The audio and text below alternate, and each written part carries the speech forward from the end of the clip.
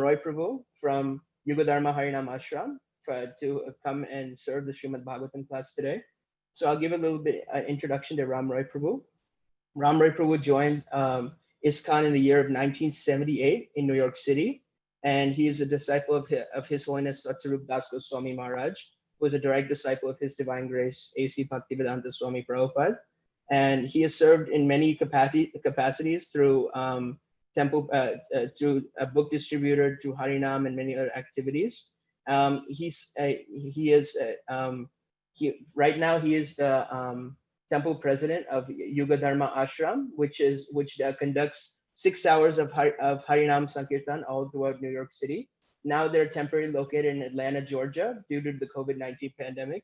And it's really a pleasure to have Prabhu, and I hope we're all benefited from this class. And he's going to be speaking from Canto 5, Chapter 24, Text 20.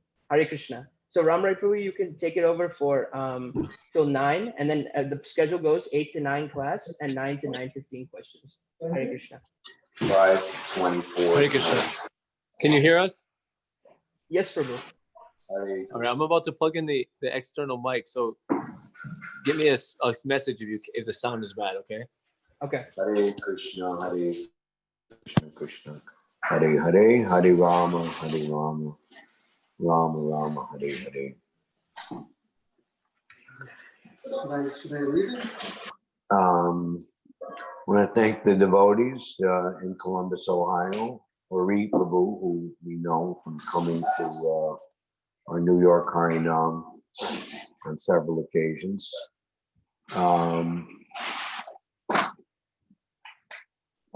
So we're joining together in virtual space. But Srila Prabhupada also encouraged us that you're chanting here, I'm chanting there. The sound vibration travels 7 times all around the world, and we'll all be packed up together. Srila Prabhupada said that when the devotees were feeling imminent separation when Prabhupada was leaving America in July of 1967 to return to India to recover his health. So we've been asked to read the 5th canto, 24th chapter, 20th verse, which we will do. But as today is the disappearance day, 106th disappearance day of Bhaktivinoda Thakur and Sri Gadadhar Pandit, we have a lot of ground to cover before 9 o'clock comes. So we'll do our level best. Om Namo Bhagavate Vasudevaya. Om Namo Bhagavate Vasudevaya. Om Namo Bhagavate Vasudevaya. Om Namo Bhagavate Vasudevaya. So we have our Vishnu Chitta Prabhu. He's very good at reading Sanskrit compared to me. And he will render the Sanskrit and the word-for-word translation to the verse.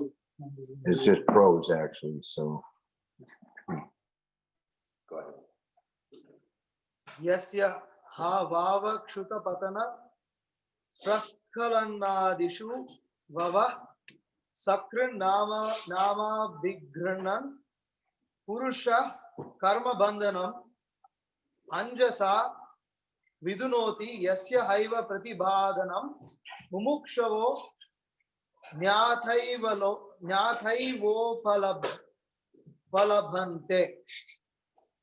Yasya, of whom, havava, indeed, shuta, when in hunger, patana, falling down, praskalana adishu, stumbling and so on, vivashaha, being helpless, sakrit, once, nama abhigrunan, chanting the holy name of the Lord, purushaha, a person, karma bandhanam, the bondage of fruitive activity, anjasa, completely, vidunoti, washes away, yasya, of which, ha, certainly, eva, in this way, pratibhadanam, the repulsion, mumukshavaha, persons desiring liberation, anyatha, otherwise, eva, certainly,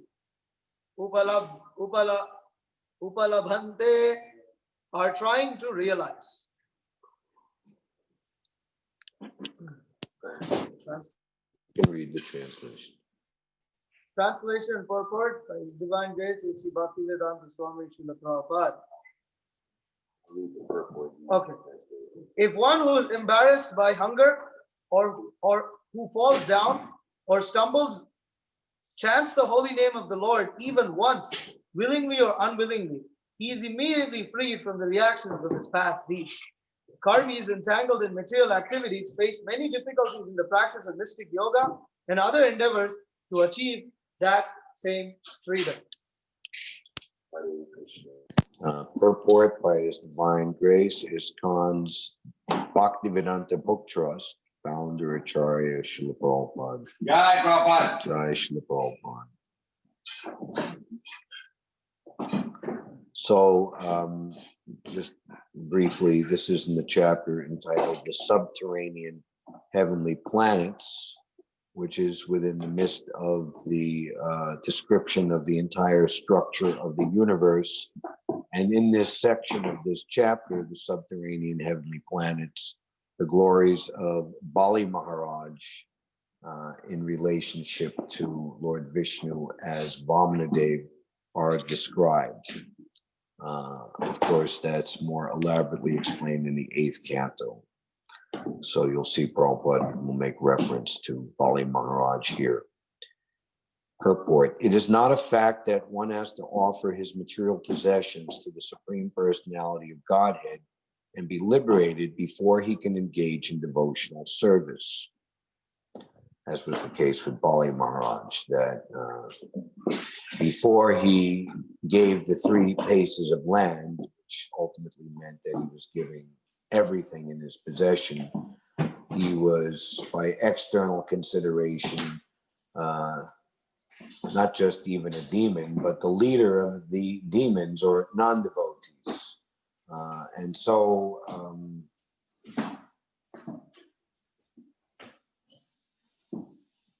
let's say big was the situation created by Bali Maharaj and the demons, that the mother of the demigods, goddess Diti, had to, well, was inspired or felt great desire to beg from the Supreme Personality of Godhead that he come as her son and ultimately reinstate the demigods who were driven from the heavenly planets by the demons.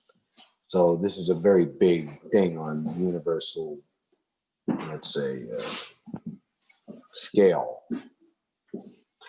So Prabhupada is saying it's not necessary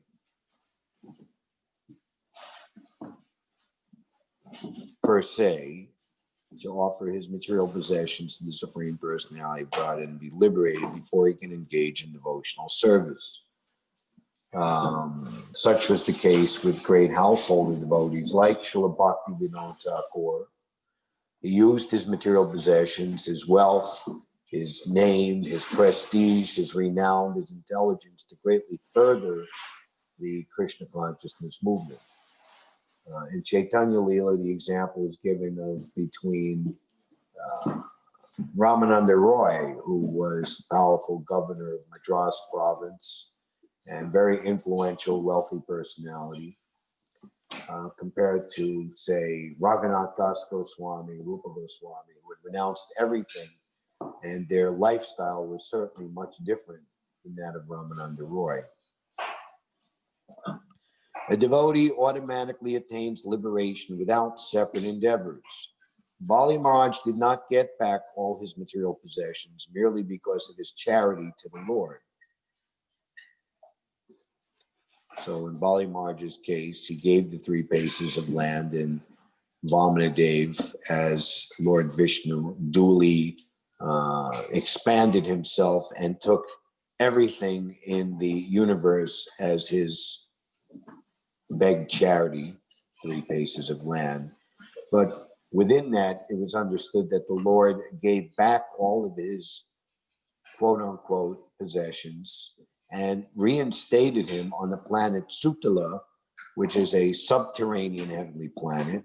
It is a heavenly planet, but not in heaven, but simply in a different place. So also the devotee, wherever he lives, whether it be New York City, Atlanta, Georgia, or Columbus, Ohio, if he's fixed in pure devotional service, he doesn't live in New York City or Atlanta or Columbus, Ohio. He lives in Goloka Vrindavan. There was Advaita Acharya who encouraged Lord Chaitanya when Lord Chaitanya was feeling perturbation after being tricked by him, Advaita Acharya and Lord Nityananda, to thinking that the bank of the Ganges was actually the Jamuna and he had entered Vrindavan, when factually he was just misled to come to the house of Advaita Acharya in Shantipur. Wherever you are, that is Vrindavan. Prabhupada says the devotee, by his empowered devotional service, creates the Vrindavan atmosphere wherever he is.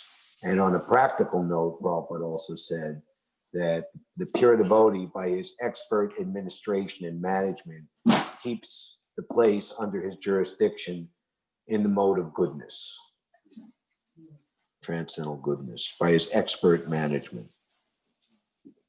One who becomes a devotee, free from material desires and motives, regards all opportunities, both material and spiritual, as benedictions from the Lord. And in this way, his service is never hampered. So why do bad things happen to good people? I think that was the name of a big famous book. And most people, they want what they fancy to be their standard of happiness, material comfort, mental serenity to be maintained their way, so that their faith in God as the water supplier is maintained. But everyone in the material world who's lacking Krishna consciousness is in a big, big, giant illusion of thinking what is happiness. There are two terms that are given, prayas and shreyas, immediate happiness and ultimate happiness. And to regain our position in ultimate happiness, we have to be prepared for being weaned off this very obnoxious, illusory idea that happiness is based on the material body and the subtle speculative mind and intelligence. And also, Prabhupada has emphasized for us to understand, and this is in accord with the Shastras certainly, that this material world is a place of constant dangers. And we see exemplified to the highest degree in the prayers of Queen Kunti, I wish that these calamities may come again and again. Because what happens when there is a great calamity, danger, upheaval for the devotee? The devotee has nothing to do, there's no other recourse but to cry out to Krishna with sincere feeling. And Kunti Devi, she understands that when these dangers come and we cry out for Krishna, then we are sheltered and we are saved from the dangers, and our love for Krishna, our shelter at Krishna's lotus feet becomes more and more firm and established fact, and our emotion and bhava in love of Krishna becomes stronger and stronger, which is the ultimate best thing. And now you are leaving and going back to your Dwarka? No, we wish that these calamities continue and you stay here and protect us.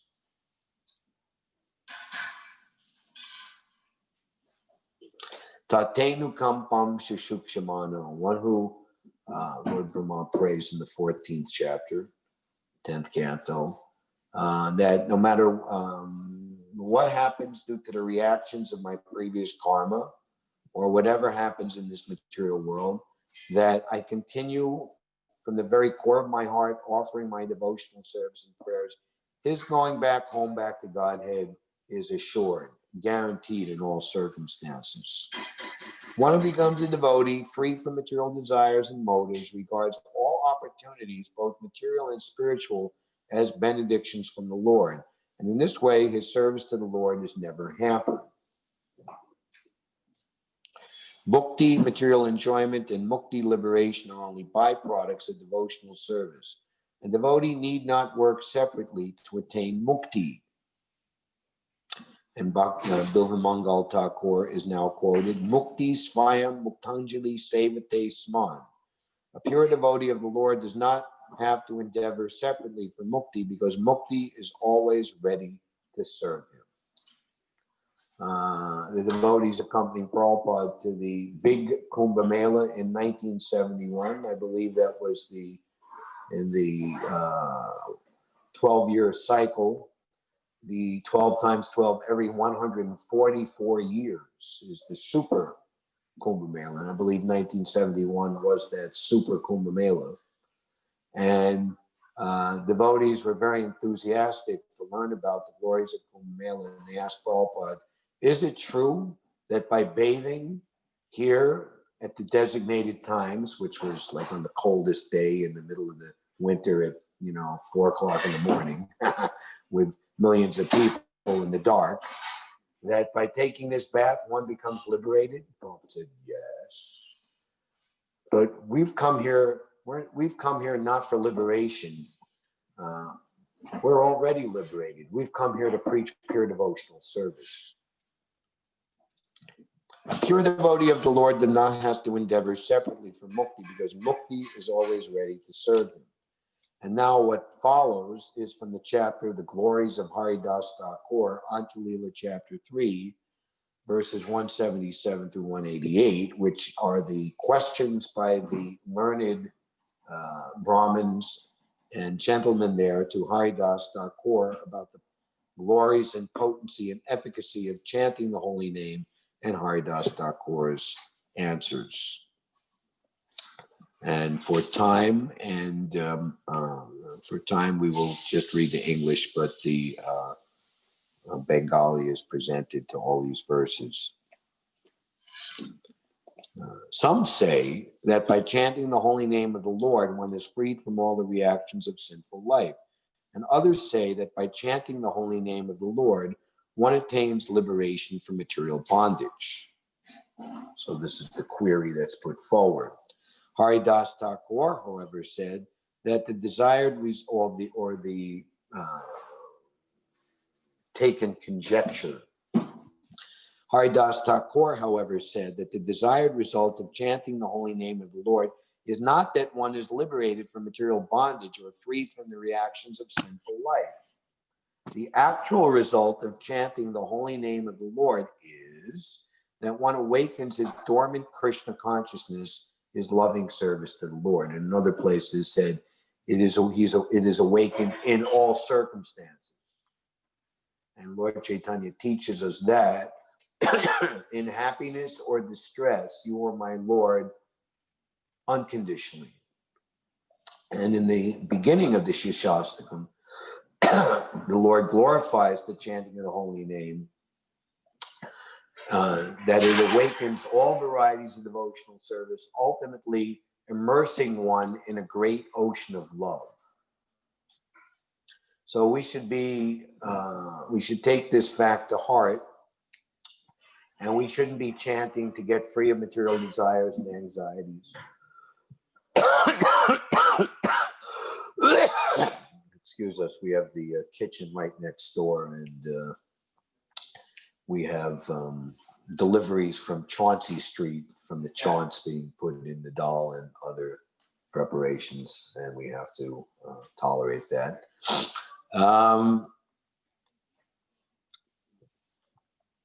And we're not chanting to get liberation. Actually, for the new devotee to take the devotional service with the motivation to become free from material desires, to free the mind from desiring to do sinful activities, and to become liberated from material life is very, very good for the newcomer. But we should understand that the ultimate goal is to achieve our dormant love for Krishna. Prema Pamartha Mohan. This is defined as artha, necessity, the ultimate necessity. And Prabhupada described, and very nice how he described it in terms of British Christian English, the mission, fulfill the mission of human life. We're on a mission. Even we had days, somebody will put on the bumper sticker, somebody likes to drive fast. I'm on a mission for God.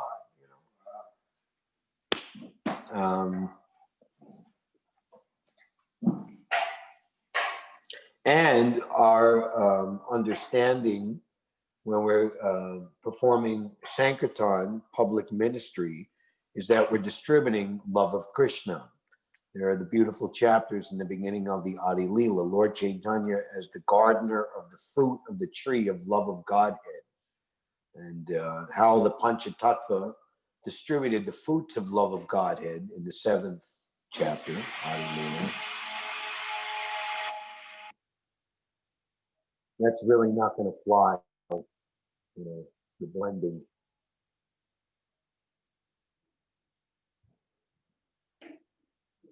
Not during the class, maybe do that at a different time.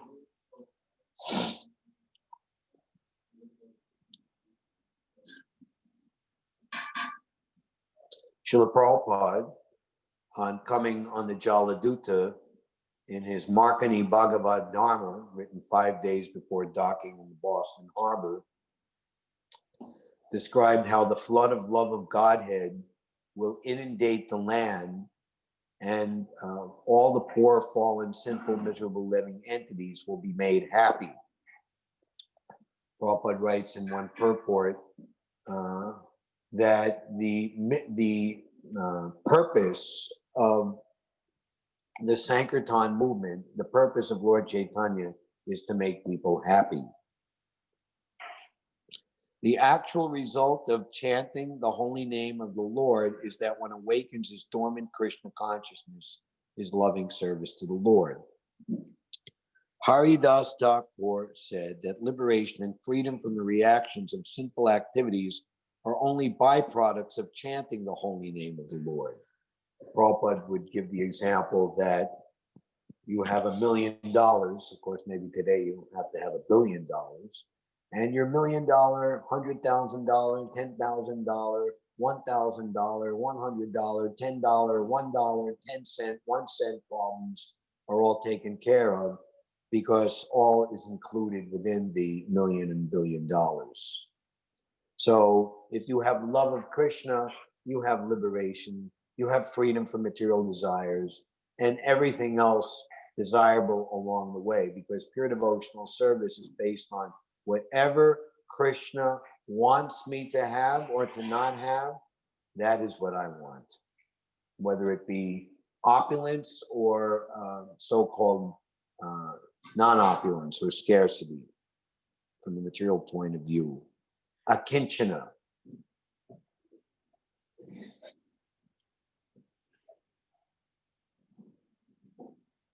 Without any material motivation. Haridas Thakur said that liberation and freedom from the reactions of sinful activities are only byproducts of chanting the holy name of the Lord. If one chants the holy name of the Lord purely, Haridas Thakur now comes to describe the three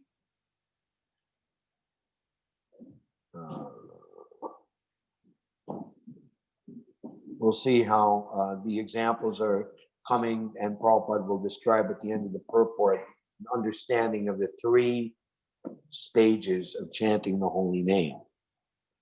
So if one comes to to awaken one's dormant love of Godhead and maintain it in all circumstances, one chanting has to be on the pure stage.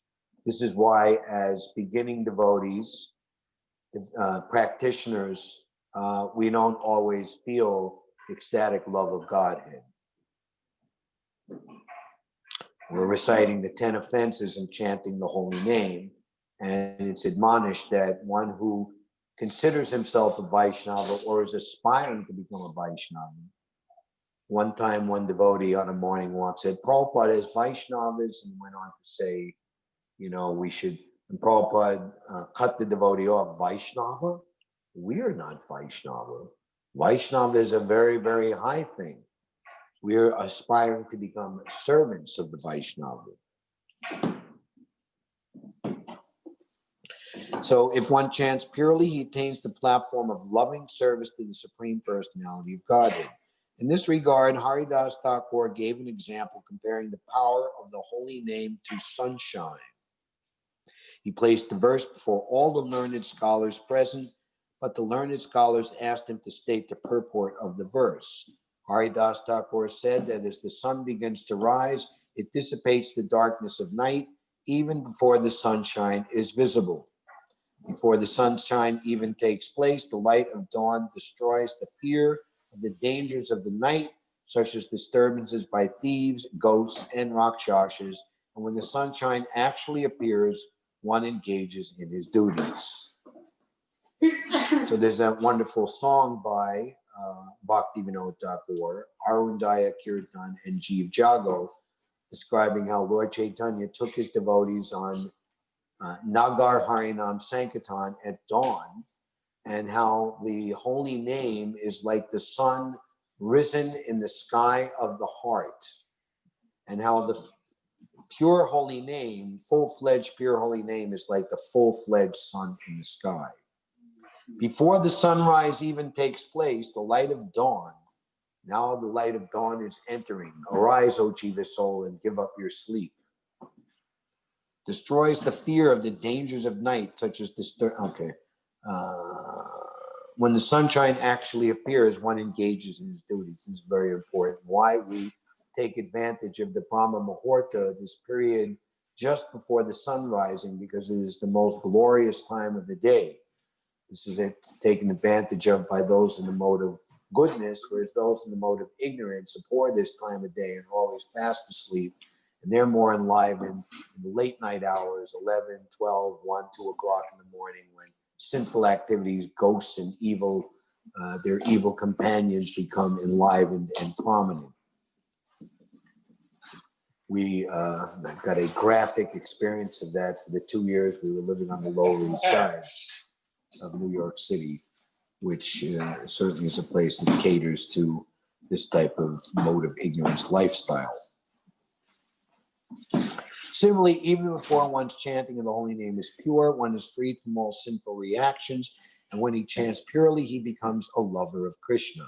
A devotee never accepts mukti, even if Krishna offers it. Mukti, freedom from all sinful reactions, is obtained even by namabhas, or a glimpse of the light of the holy name before its full light is perfectly visible. Now, our goal is to go back home, back to Godhead, and be lifted out of the ocean of material existence. Another place, the beginning devotee is compared to the spiritual master, like the lifeguard, and they've lifted you up out of the ocean. And you're just hovering above the ocean. But you don't have to swim in the ocean anymore because you're above the ocean. You're being held up. Now, the goal is to go on from being held up, be put in a lifeboat. We were hearing the other day at the end of the Ila Gita, the song of Pururava, that Krishna is saying that pure devotees are just like lifeguards or a strong boat that come to rescue persons just at the point of drowning. So even if you're the most sinful of all sinners, if you stay in the boat of transcendental knowledge, you will reach the shore by the Lord's and the spiritual master's grace. So we don't want to wrestle or squirm or wiggle our way out of the loving embrace of the Lord and the spiritual master and bloop, kerplunk, go back into the ocean of material existence and material desires. So namabhas, going further, the mere glimpse to the full pure holy name. The namabhas stage is between that of namaparat, or chanting of the holy name with offenses, and pure chanting. There are 3 stages in chanting the holy name of the Lord. In the first stage, one commits 10 kinds of offenses while chanting. In the next stage, namabhas, the offenses have almost stopped. And when one is coming to the platform of pure chanting, in the third stage, when one chants the Hare Krishna mantra without offenses, his dormant love for Krishna immediately awakens. This is perfection. So We should practice chanting. We were asked just yesterday, how do you come to quality chanting? And a simple answer is quantity.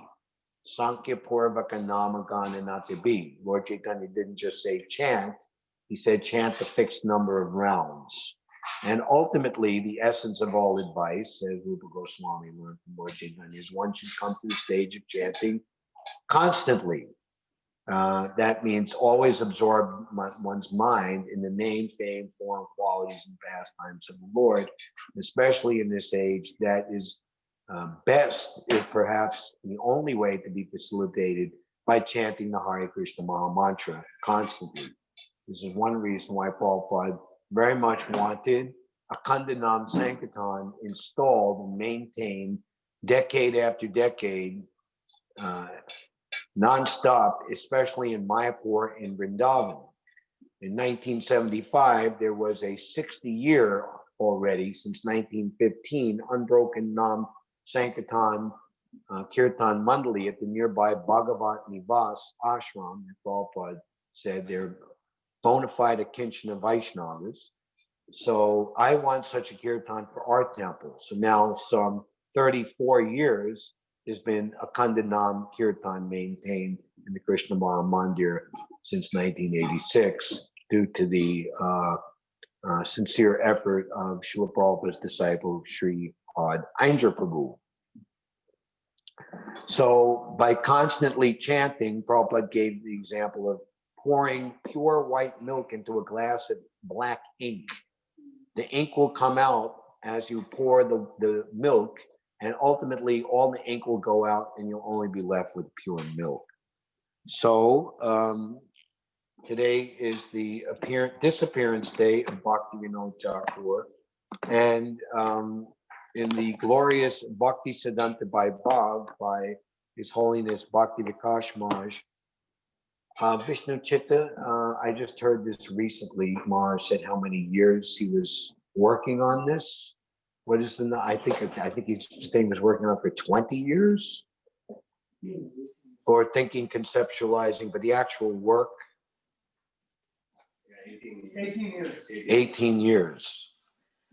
So we have a very wonderful look at Srila Bhakti Siddhanta and also Srila Bhaktivinoda Thakur in volume 2, in the section Further Contentious Issues, on beginning on, excuse me. Well, the page is page 201, Perspectives on Bhaktivinoda Thakur. Bhaktivinoda Thakur reveals his thoughts at the end of his life and the order of the Lord to simply chant the holy name. And by this chanting, he will do the very best to uplift the souls on this planet and the planet itself. As perhaps the most important Vaishnava since the time of Lord Chaitanya, Srila Bhaktivinoda Thakur rendered immeasurable, unprecedented, and incomparable contributions to Vaishnava Dharma in response to the contemporary powerful prevailing insistence on scientific analysis. He systematically classified spiritual knowledge to make it readily understandable by persons trained in secular empiricism rather than traditional transcendentalism. That he was the first since Srila Baladev Vidyabhushan over 200 years before to write detailed and authoritative Shastriya treatises exploring and upholding Gaudiya Siddhanta reflected the non-philosophical state that Mahaprabhu's cult had fallen into.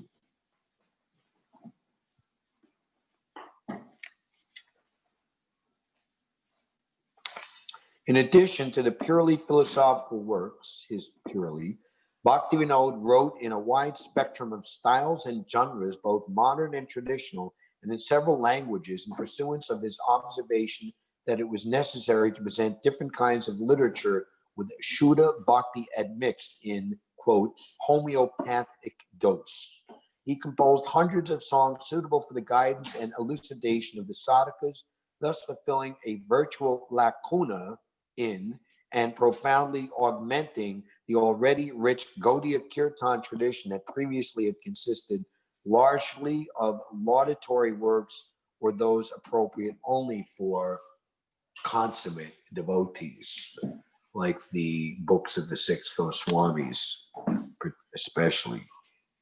Furthermore, he rediscovered the birthplace and revived the preaching mission of Lord Chaitanya, bringing both to the public's attention. Remaining in the Grihastha ashram nearly all his life, he garnered respect for Vaishnava Dharma by preaching from the dignified platform of a government servant.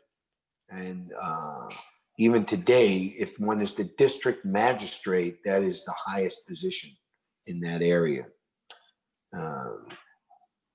Itself a sign of the changing times and the need to change with them. Rupa and Sanat and the initial acharyas had been rejected from Orthodox Hindu society specifically because, like Bhaktivinoda Thakur, over 300 years later, they were servants of a militia government, the British. Both a visionary and a practical organizer, he utilized the managerial flair and considerable clout he had acquired as a leading government bureaucrat to found and promote various Vaishnava societies. So, these are Bhaktivinoda Thakur's words, his heartfelt feelings at the end of his life. Today, we are sitting in a Bhajan Kutir in Sri Purushottam Kshetra. Why we have abandoned the capital of scholarship, the crowded and busy city of Calcutta, to escape to this far-off place. Many days ago, we had just started the publication of the Sajjana Toshini. Our heart was enlivened with hope. The more an unadulterated Vaishnava Dharma is promoted throughout the world, the more benefit its people would get. We took up our work with such honest intentions. Many learned Goswamis and Babajis started coming from all different parts of Bengal to offer help. Several learned impersonalists joined us and, captivated by the beauty of Shuddha Bhakti, started manifesting pure Vaishnava behavior. On hearing the charming instructions on Vaishnava Dharma, even mundaners were enchanted by Shuddha Bhakti. Those fond of music and song who were previously adverse to God now submerged themselves wholeheartedly in the waves of Shuddha Hari Kirtan, continuously rejoicing at their good fortune. And we see how, people who are not really so much interested in a focused way in chanting the pure holy name in Sankirtan, because they like to play music and they like the fame, notoriety, and kind of coolness that come from being a musician. They are allowed by Lord Chaitanya's mercy to incorporate kirtan into their musicianship. And for some of them, a small number of them, they may come to become more purified and uplifted by that attempt. Of course, still the danger and risk is to, in doing that, to think that by popularizing kirtan in this way, that is just taken as another type of musical expression. We see in the 7th canto, by Narada Muni's own admission in his previous life, he was cursed to become a Sudra by the demigods, because he had taken Sankirtan to be like ordinary cinema songs. And in that case, in his previous life, he was singing ordinary songs, which were in a place which was meant for the glorification of the Lord's holy name, in a company of beautiful young women, which generally is what music is done for, to attract the opposite sex. And this is an offense, to attract the opposite sex. Kirtan is not for our enjoyment, it's for the enjoyment of Krishna. Ayendra Prabhu, in one of his very profound realizations of the glorious holy name, that the audience is Krishna, and we are performing Sankirtan for the pleasure of Krishna. And we see how Srila Bhaktisiddhanta Saraswati Thakur, this is one of the contentious issues that he was dealing with, is kirtan for these types of ill motivations. And even amongst his own disciples, you know, we even see today someone has a nice voice or nice musical ability, and that person is the most chosen or sought after person to chant the kirtan, flown all over the world here and there like that. And Srila Bhaktisiddhanta Saraswati Thakur, if his own disciples says, no, I don't want such and such to chant. I would like such and such to chant, disciple. And often that disciple chosen by Bhaktisiddhanta Saraswati to lead the kirtan didn't have such a nice singing voice, not so much musical ability, even tone deaf, but because Srila Bhaktisiddhanta recognized the sincerity, the pure bhakti of that person, Srila Bhaktisiddhanta very much relished the chanting, whereas maybe other disciples didn't think so because they were too much absorbed in the with their averse reaction of the tone deafness or whatnot. Didn't think that that was very nice. And of course, at the same time, it's not that Krishna is the devotees chanting for him in their eternal Siddhadeha and Goloka Vrindavan. They're not tone deaf or musically klutzes. They're on the highest stage of perfection. But that perfection is based on pure devotional heart.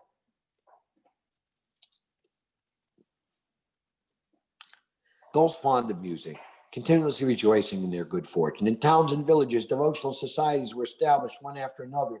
In this way, Shuddha Vaishnava Dharma manifested its glories in the hearts of almost every person in Bengal, astounding and delighting, all by its natural splendor and sweetness. Seeing such changes beyond our boldest expectations, so that we should always like how we're successful, watch out. Because we're living in the material world, Devi, Durgadam, and her business is to test, not so much stop the souls from coming to Krishna consciousness, but test them. So ultimately, as Prabhupada said, have you come to serve Krishna or have you come to disturb Krishna? And for ourselves, there's the saying, when the going gets tough, the tough get going. Or as the Marine Corps say, what doesn't kill you only makes you stronger.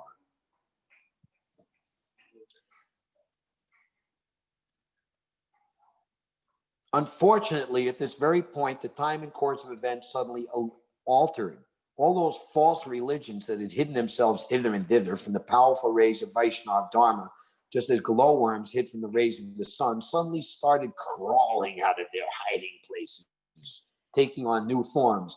Mayavad, the Dharma of the Asuras, that for the time being had sunk into the abyss of forgetfulness, emerged once again in people's conversations and discussions, this time camouflaged by the words of Smriti. They try to take the Shastra and taking refuge on the boat of Brahmin scholars' logic. Following them, Mayavadi accomplices, yogis, appeared both in this country and abroad, causing confusion in the entire religious domain. From the other side, sensualists began causing harm to the world by taking the form of varied pseudo-religious groups such as Sahajiyas, Bulls, and the like. A few worms swarming in the stool of Pratishta, the desire for name and fame, displayed the utmost effrontery by posing before the ignorant public as avatars of Bhagavan. Others took attractive Vaishnava names, decorated themselves with Acharya titles, and started promoting non-Vaishnava ideas in the guise of Vaishnava Dharma. Our heart shattered on seeing this drastic turn of events. While we were looking for the cause of what was happening, the following words of Srila Prabodhananda Saraswati Pad suddenly unfolded in our heart. It is Kali Yuga, and our enemies, the senses, are very strong. In this world, the path of bhakti is spiked with millions of thorny obstacles. O Chaitanya Chandra, if you do not bestow your mercy on me today, then being confused, where will I go and what will I do? Tearfully chanting these words, we reached the place of the Lord's appearance, Sri Mayapur.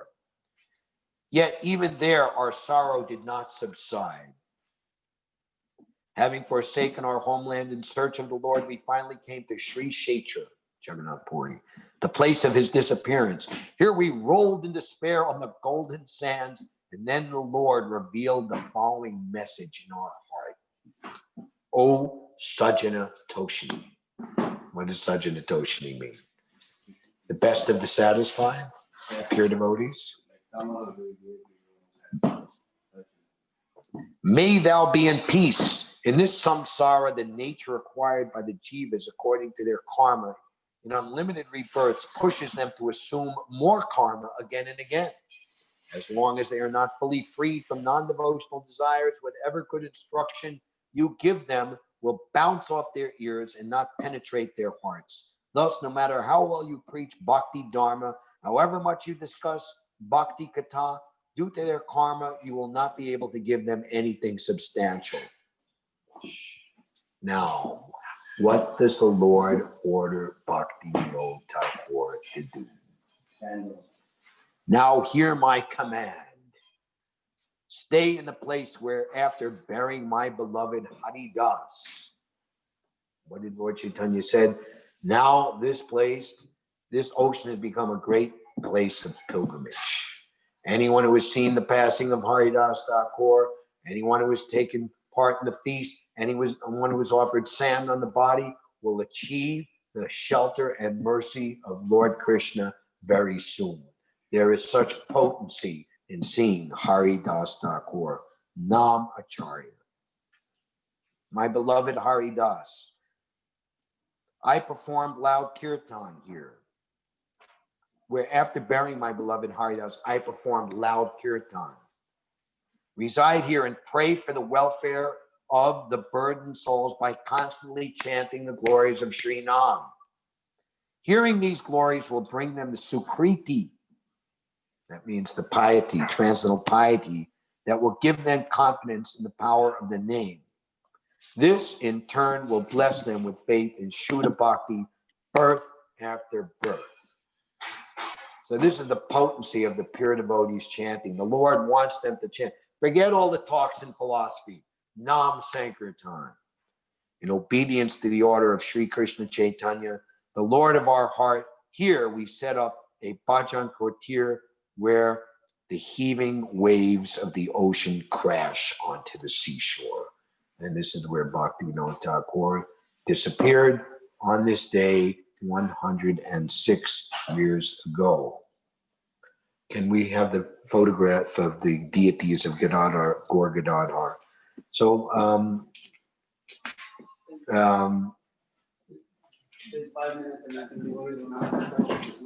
well, this is a picture of the deities of Gaur Gadadhar, which are now worshipped in the Samadhi of Bhakti Vinod Thakur. And those of you who've been to Mayapur know that it is across the Jalangi, Saraswati River. And it's been kept up nicely over the years, especially very recently, been nicely refurbished and painted, and it is a glorious place to go and visit. We will conclude by, in the Gitavali, there is the Bhajan Gaur Gadadhar Artik. As I behold the wondrous Artik of Lord Gaur and Gadadhar, I enter into the mood of their existence previous and appearing in Nadia, their Vrindavan Leela as Sri Sri Radha and Krishna. It is simply indescribable. Underneath the desire tree, seated upon a jeweled throne, the ever youthful couple named Kishore and Kishori are surrounded by all of their gopi friends. Sri Radhika and Lord Govindaji are decorated with many shining jewels and pearls inlaid with gold artwork, enhancing the sparkling splendor of each and every limb of their transcendental forms. The meaning of their two bodily forms has generated a luster that brightens all the worlds and may be compared to a garland of lightning, Radha, fixed upon a dark blue rain cloud, Krishna. On the occasion of their meeting, there is a concert produced by the sounding of conch shells, bells, kartals, and mridungas. Such kirtan is supremely sweet and relishable to hear. The cowherd damsels of Vrindavan, led by Vishaka Devi, sing the glories of the divine couple, while the Priya Namasakis cool their lordships by waving chamara fans.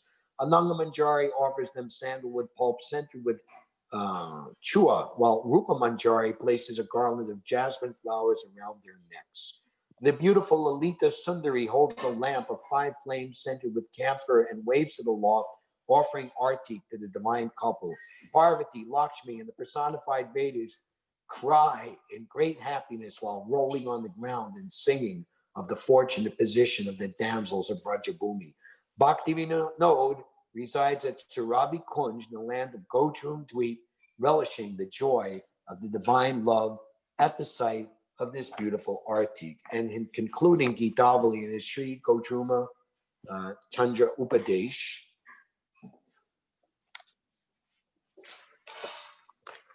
he concludes by saying,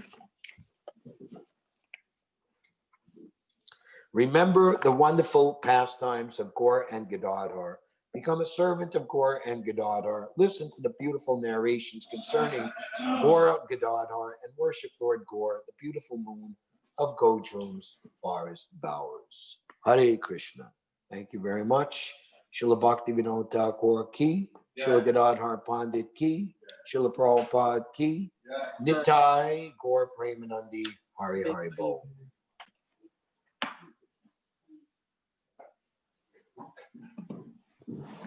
Hare Krishna, dear devotees. Does anybody have any questions? And you may ask your questions now. Well, we can, Oh, this is Naveen Das. Thank you very we much. can I take have a questions now. I have a comment or question. I pulled the mic out so we can hear it. You We hear should me? be able to hear it. Yeah, they can hear you, Prabhu. Okay. So initially started, it's the first comment I would like to say. I started with a Bali Maharaj. So it is very nice. You started with that. And the point I was remembering with the Bali Maharaj is like, in terms of charity, a lot of people give the charity and then they feel proud or maybe they feel good, like about it.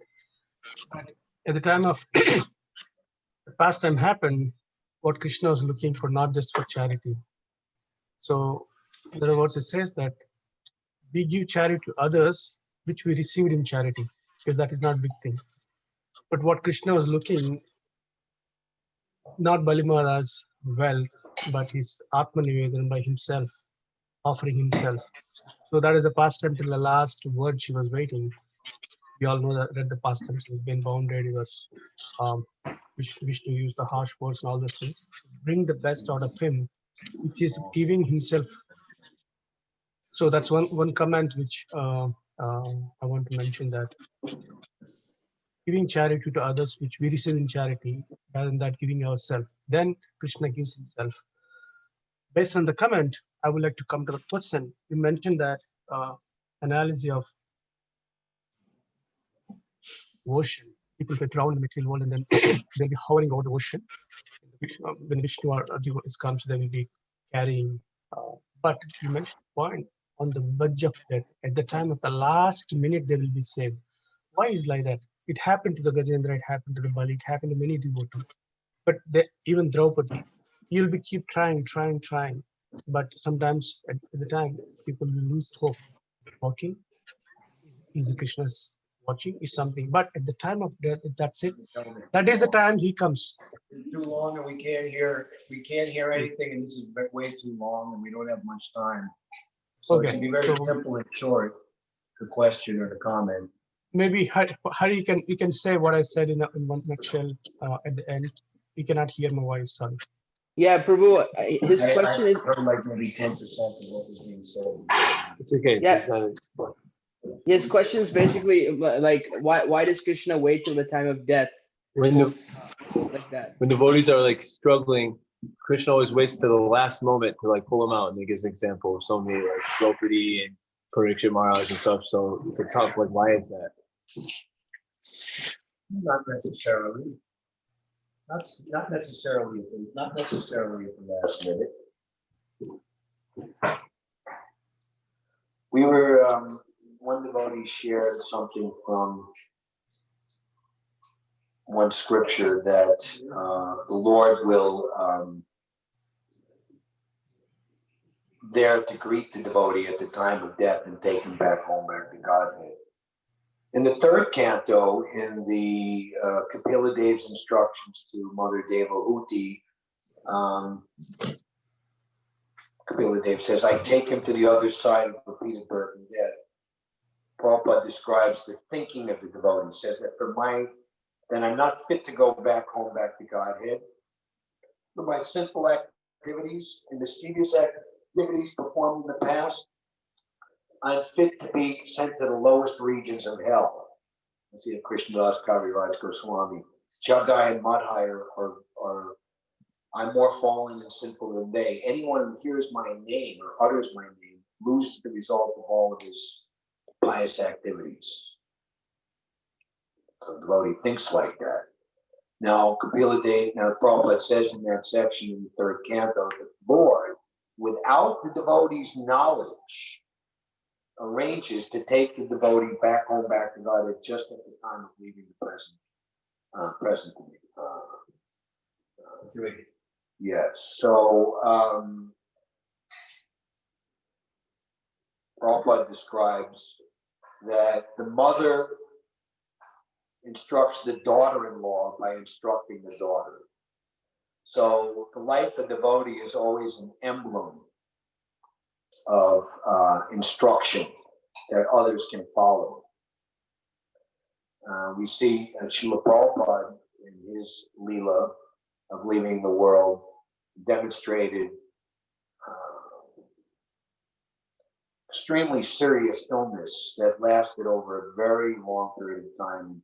You read in the Prabhupada Leela and Rita that the doctor attending Srila Prabhupada was amazed how Prabhupada, actually that's described in the preface to the single chapter 13 published in 1979 or 80. I was there when the book came.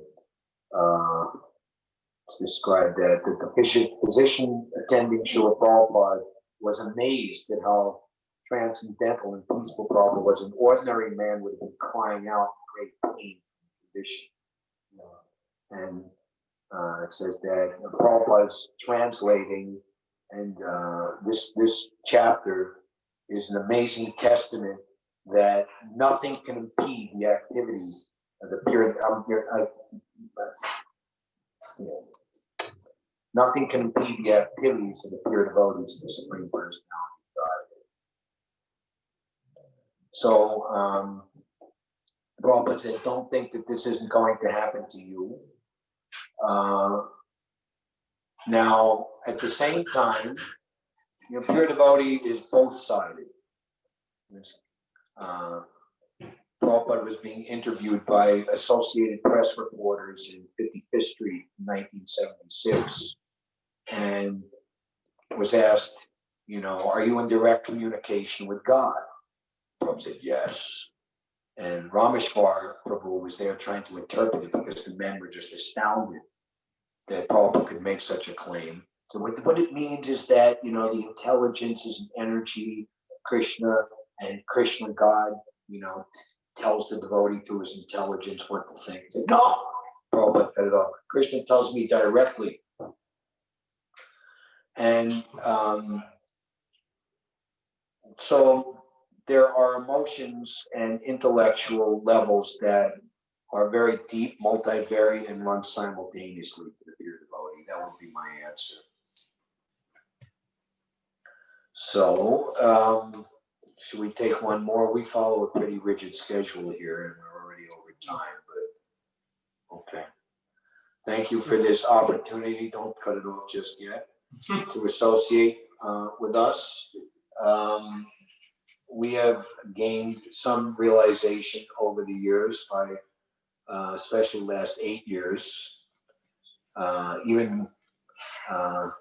We were associated with Ayantra Prabhu for many years, and especially the last 12 years of his presence. We were living in Vrindavan most of the time. And we saw by his example of Nam Shraddha, faith in the holy name, but especially after his departure, when we attempted to do what he had asked, put Harinam Sankirtan back in its rightful place of dignity in the forefront of this movement, which is absolutely essential for the proper growth of the movement. We've gained a lot of understanding of how important is the Yuga Dharma, chanting the holy name. So everyone should do likewise, try to propagate the holy name all over the world in every town and village, in your case, Columbus, Ohio. And I think in many places now you can do a Harinam outdoors in a park if you're like socially distant. We see devotees in Vancouver, Mother Ishwari Janava, her normal spot is on a downtown street, but they've chosen a nice open park, and you see the devotees are like that, waiting for the COVID thing to run its course. And/or chanting in kirtan together, whether it's online or not. Just as Bhaktivinoda Thakur was ordered, chant the holy name in seclusion in the place where I buried my beloved Haridas, and this chanting will deliver the whole world. So we're restricted right now, but that doesn't mean that Nam Sankirtan should stop. And as Aindra Prabhu said, you don't get any realization in something that you don't do. You got to do it. So do it today. Don't delay. Nothing to lose, everything to gain. Take shelter of the holy name as your only business. As Bhaktivinoda Thakur said, he reasons ill who say that Vaishnavas die while they are still living in sound. While living, the Vaishnavas died to live, and while living, they spread the holy name around. Srila Bhaktivinoda Thakur ki jai, Radha Pandit ki jai.